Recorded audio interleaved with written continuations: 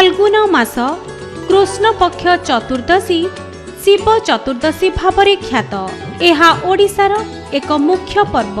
एही दिन उपवास रही शिवरात्रि व्रत पालन करा जाए। शिवंक उद्देश्य रे प्रदीप प्रज्वलन एवं शिवलिंगरे जल और त्रिशाखा बेलपत्र अर्पण एही व्रतर एक विशेष विधि। शिवरात्रि बा महाशिवरात्रि चतुर्दशी व्रतरे एहाकु नेई गोटिए उपाख्यान अछि। उपाख्यानटी शिव पुराणरु आनीत।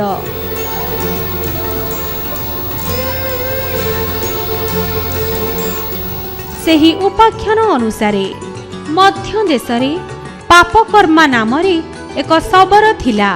ताहार शरीर विशाल और शरीरर वर्ण कला। दिने से पक्षी धरिबा निमंते कालांजन पर्वत को जाइथिला।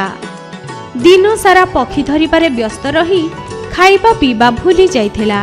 संध्यारे घर को फेरिबा बेलकु वर्षा हेला एवं बाटरे राति हेगला। तेणु हिंस्र जंतुंक भयरे से गोटिए गछ उपरे चढ़ी जाई सकाळ हेले घर को फेरिबो बोली भाबिला। किंतु मनीष गंध बारी ताकू खाइबा पाई महाबल बाघटीए सेही गछ मूलरे सारा राति जगी रहिला। बाघ भयरे पापकर्मा को निद भी हेला नहीं। तेणु से सारा राति उजागर रही गछरु गोटिए गोटिए छोट डाल भांगी तळकू पकाइबारे लागिला। सकाळ हेला बाघ भी सेतबेलकू आउ नथिला। तेणु से गछरु ओह्लाई घर को जीवाकू बाहरिला। किंतु पाखरे लुचि रहिथिबा बाघ बाहरी आसी ताकू मारी खाइगला। पापकर्मार मृत्यु परे जमदूत माने तार आत्मा को बांधि नेबाकू आसिले। किंतु शिवदूत माने आसी ताकू जमदूतंग ठारू छड़ाई नेले। कारण सेही दिन थिला शिव चतुर्दशी। पापकर्मा शबर सारा राति उपवासरे और सारा राति उजागर रहिथिला।